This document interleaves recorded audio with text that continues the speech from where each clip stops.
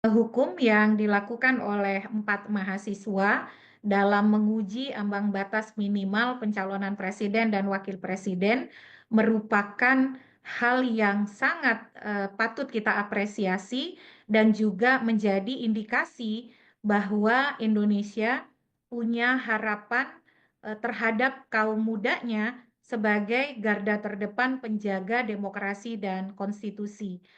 Gen Z atau orang muda yang merupakan bagian dari populasi besar penduduk Indonesia hari ini, apabila diikuti oleh kesadaran politik dan demokrasi yang baik, akan berbuah sesuatu yang sangat bermanfaat bagi tata kelola bernegara dan masa depan demokrasi Indonesia ke depan. Apa yang dilakukan oleh rekan-rekan mahasiswa dari UIN Sunan Kalijaga mengindikasikan tentang esensi demokrasi yang memang mensyaratkan adanya warga negara yang aktif dalam kehidupan politik dan bernegara. Dengan warga negara yang selalu aktif terlibat di dalam kehidupan politik dan bernegara, itu bisa mencegah tergelincirnya pemerintahan ke arah yang sewenang-wenang dan juga tetap bisa menjaga demokrasi pada rel dan koridornya. Selain itu, upaya hukum yang dilakukan oleh rekan-rekan mahasiswa itu juga menjadi bagian dari adanya negara hukum yang memang betul-betul rule of law ya, bukan rule by law. Ditambah lagi dengan insentif memiliki pengadilan yang independen, maka kita bisa melakukan sesuatu apabila menghadapi adanya aturan hukum atau aturan main yang tidak adil dan bertentangan dengan konstitusi. Jadi yang dilakukan oleh rekan-rekan mahasiswa ini, aktivisme hukum yang mereka lakukan, selain bagian dari menjaga demokrasi, juga mengindikasikan sebuah negara hukum yang memang menjamin hak warga negara untuk memperjuangkan keadilan.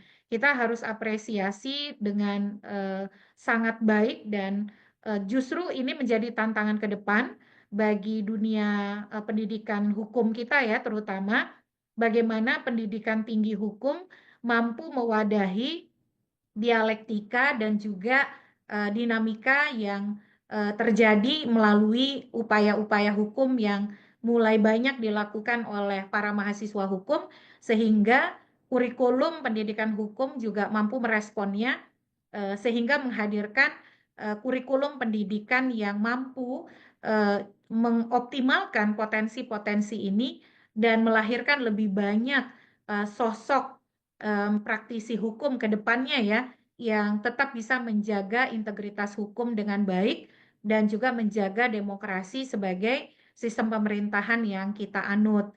Meskipun harus diakui ya, upaya hukum yang dilakukan oleh mahasiswa juga itu dalam banyak wajah begitu.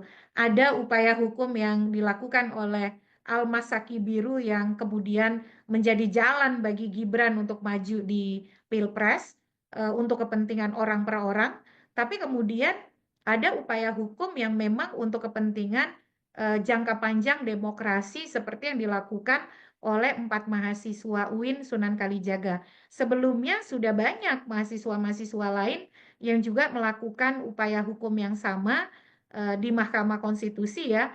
Contohnya ada mahasiswa dari FHUI, Ahmad Al-Farizi dan Nur Fauzi Ramadan yang karena permohonan mereka di MK melalui perkara nomor 12 tahun 2024, pilkada tetap terselenggara di bulan November dan tidak jadi dimajukan ke September seperti beberapa usulan anggota parlemen ya yang sempat dituangkan dalam RUU Pilkada.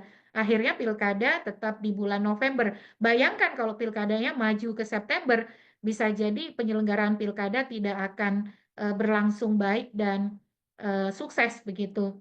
Yang berikut juga ada permohonan juga dari mahasiswa FHUI, Sandi Yuda Pratama dan Stephanie Gloria yang menguji pasal tentang kebolehan kampanye di kampus. Akhirnya dinamika kampus lebih apa dinamis ya, dan juga bisa menyertakan pendidikan politik yang baik, karena kampus boleh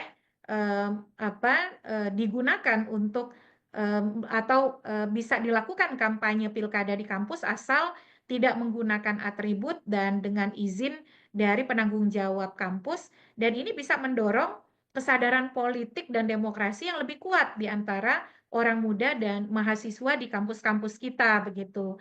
Yang berikut juga ada mahasiswa dari UIN Syarif Hidayatullah Jakarta, Fahru Razi ya, bersama Anthony Lee dari Presiden University yang sering menggugat ke MK dan menguji pasal-pasal dalam Undang-Undang Pemilu dan Pilkada yang dianggap tidak demokratis. Misalnya soal syarat usia calon di Pilkada, di mana berkat permohonan mereka di perkara nomor 70 tahun 2024, usia calon itu tetap dihitung pada saat pencalonan dilakukan, bukan ketika pelantikan, seperti halnya putusan Mahkamah Agung nomor 23P/HUM/2024.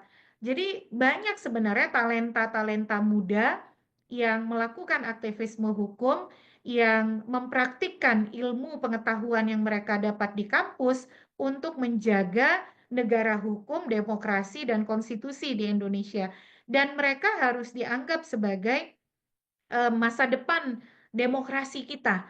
Mereka harus dirangkul oleh semua pihak dengan baik dan jangan diintervensi. Dan mereka mestinya jadi inspirasi ya, bahwa tidak boleh ada kesewenang-wenangan karena orang muda akan menjaga negara hukum dan demokrasinya dengan kemampuan dan kapasitas yang mereka punya yang sama mumpuninya dengan orang-orang yang lebih senior dan tua begitu. Nah, yang juga harus dicatat dari aktivisme hukum ini adalah bagaimana kemudian mereka harus ditempatkan sebagai subjek ya dalam penyelenggaraan negara dan demokrasi kita, dan bukan sekedar objek yang menjadi sekedar sasaran dari proses pemilu ataupun penyelenggaraan pemerintahan. Tapi mereka juga harus dilibatkan dalam pengambilan keputusan dan juga di dalam menentukan bagaimana arah bernegara ke depan dengan lebih substantif, bukan sekedar seremoni apalagi formalitas. Jadi kita harus apresiasi upaya hukum tersebut, dan mudah-mudahan ini jadi inspirasi bagi lebih banyak orang muda Indonesia untuk tidak membiarkan ketidakadilan ataupun kesewenang-wenangan pengaturan, karena mereka bisa menggunakan saluran hukum untuk memperjuangkan apa yang menjadi aspirasi hukum dan politik mereka, serta mewujudkan pengaturan yang betul-betul berkeadilan dan demokratis. Jadi ada yang menjaga dari jalanan melalui protes dan demonstrasi untuk menunjukkan pendapat dan aspirasi serta kebebasan berserikat mereka, tapi juga ada yang mengaktualisasikannya melalui perjuangan di ruang-ruang sidang pengadilan dan berbagai upaya hukum dan advokasi lainnya yang dimungkinkan untuk dilakukan.